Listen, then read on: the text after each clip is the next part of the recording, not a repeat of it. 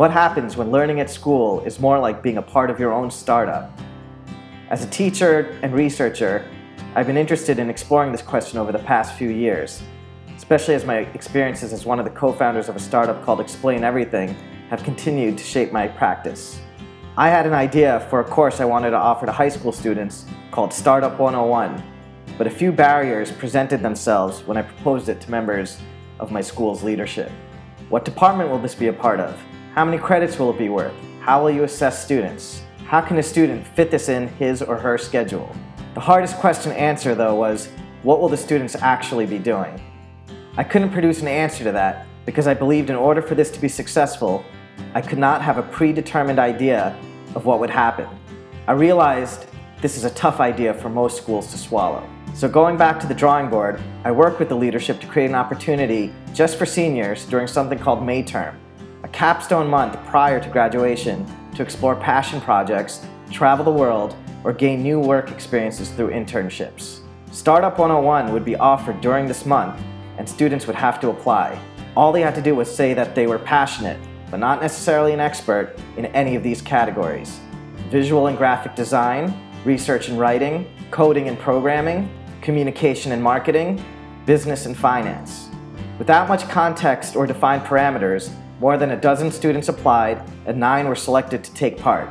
Now it was up to me to figure out what to do with them. Students would have a workspace, a repurposed basement biology lab. Students would have 4 consecutive weeks to learn about and use design thinking methodology to come up with problems they were interested in solving by brainstorming, researching, and prototyping possible solutions. At the end of 4 weeks, they would pitch their idea or ideas to a panel of investors and industry experts whom I'd yet to actually pull together. No teachers, no daily schedule, no tests, and no grades. I also explained to students that I did not know how things were going to turn out, but I was excited to see what they could do.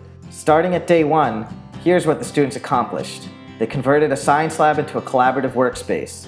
They learned about design thinking methodology from experts. They researched and defined problems. They brainstormed and ideated. They built prototypes. They learned about different types of work environments. They learned how to sell an idea. They worked when school was closed.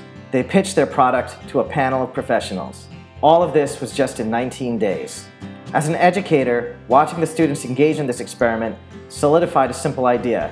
All you need to do is establish norms and boundaries, provide access to people, information, and tools, and then simply get out of the way. I understand that this was just one iteration, but there's nothing about what these students went through that could not be scaled and transferred to other age groups or larger groups anywhere in the world. It just takes a little creativity, friendliness, and willingness to step out of the way of student learning. For more about the work of these amazing students, please visit startup101.mka.org.